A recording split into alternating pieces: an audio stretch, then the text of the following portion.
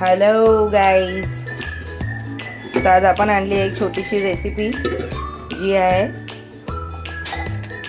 शेवग्याच्या शेंगांची भाजी. तर ही मी मॅक्झिमम घेतले 4 शेंगा. तर आपण बनवूया. आता तेल तापत ठेवलेलं आहे. तर एक तेल तापलं, तेल तर आय थिंक सो थोडं तापलेलंच आहे. टाकूया आपण. आता टाकूया यात मोहरी,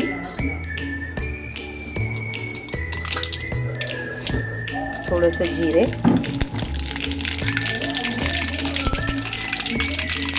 या स्टेजवर टाकू कांदे,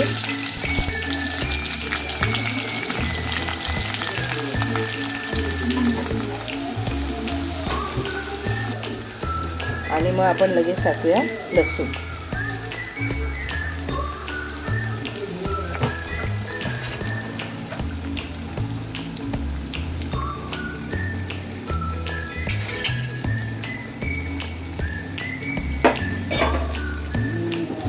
लसूण आता आपण करूया आणि शिजू देऊया.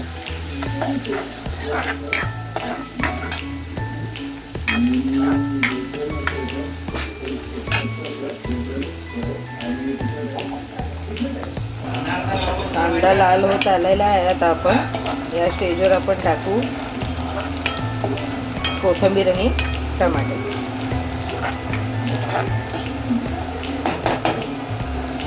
या स्टेजवर आपण टाकणार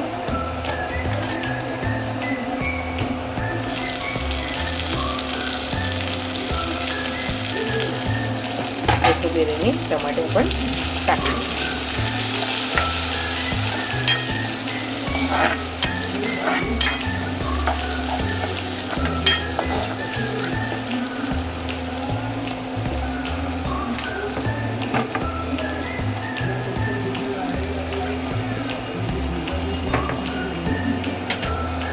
या स्टेजवर मी टाकणार आहे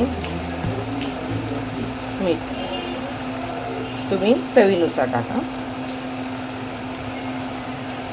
हां, आपण बोलूया सध्या की बाटल्यांच्या जी किमती ज्या दराने वाढलेल्या आहेत, गोष्टी खूप पुढे महाग होणार आहेत. तर आता काही अंदाजा नाही की हे किती दिवस चालणार आहे, कसं चालणार आहे, काय आयडिया नाही. कारण की जे म्हणजे एक बोलू शकता, म्हणजे जे रोज मिडल क्लास जे फॅमिली आहेत, जे म्हणजे जे अफोर्डेबलसुद्धा नाही ज्या गोष्टींसाठी, त्यांचं खूप स्ट्रगल, त्यांचं तर अजून स्ट्रगल होणार आहे लाईफ. होप सो की सगळं क्लिअर होईल. गोष्टी, जे गोष्टी महाग झालेल्या आहेत त्या स्वस्तही होतील. या स्टेजवर आता मी टाकीन याच्यात मिरची पावडर,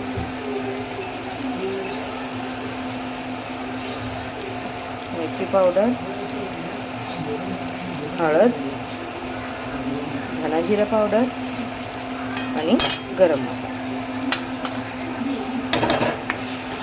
आपण याला एक छानसं स्टर देऊ. प्रॉपर मसाल्यांना एक मिक्स झालं. बघू शकता तुम्ही, टमाट्यामुळे जे आपलं त्यात मॉइश्चर जे सुटतं त्याच्यातच आपले मसाले भाजणार आहेत. मग आपण या स्टेजवर टाकणार आहे आपल्या शेंगा. मोस्टली याच्यात तुम्ही चण्याची डाळ टाकून बनवू शकता किंवा तुरीच्या डाळीत बनवतात. आम्ही बनवतो, इतरही बनवतात फॅमिलीज. तर तुरीच्या डाळीत, मसुराच्या डाळीत, चण्याच्या डाळीत असे प्रिफर करतात. पण मी मोस्टली असं शेंगदाण्याच्या ग्रेव्हीमध्ये मी ते प्रिफर करते जास्त. आता आपण याच्यात सोडू शेंगा. मी घेतलेले साधारण 4.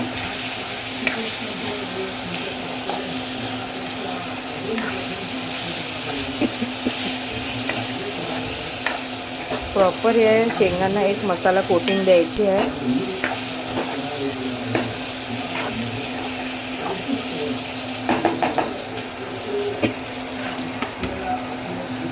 या टायमात आपण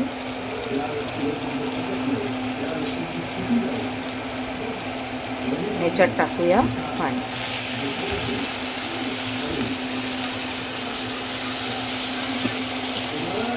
साधारण तुम्हाला जेवढी ग्रेव्ही असेल त्या पद्धतीने तुम्ही टाकून शिजवू शकता. शेंगा एक समजू शकता तुम्ही 15 ते 20 मिनटात शिजून जातील. काही आपण हे कुकरमध्ये नाही लावत आहे, आपण नॉर्मल पतेल्यात बनवतो आहे किंवा कढई म्हणू शकता तुम्ही. मी याच्यात टाकलेले आहेत 2 ग्लास पाणी आणि नंतर आपण लास्टला याच्यावर ॲड करणार आहे शेंगदाण्याचा कूट. आता नाही, पहिलं आपण याला चांगलं उकळू देणार. थोडं नॉर्मल शिजत आलं की मग आपण यात सोडणार कूट. तर मी तुम्हाला एक ते पण भाग दाखवून देईन की आपण कूट कुठल्या स्टेजवर टाकणार. मी एक 10 मिनटाचा ब्रेक घेतला आहे.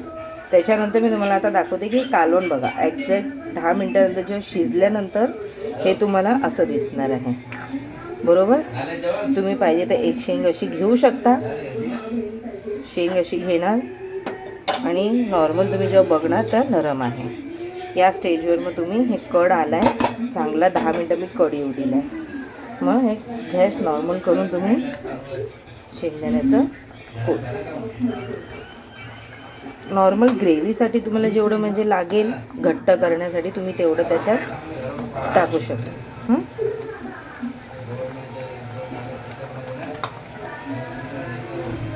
तर असं हे आहे तुमचं. एक 10 मिनटं ठेवलं की तुमचं हे कालवण आहे रेडी. जर तुम्हाला खूप आवडत असेल ही रेसिपी, लाईक शेअर सबस्क्राईब करायला विसरू नका. थँक्यू.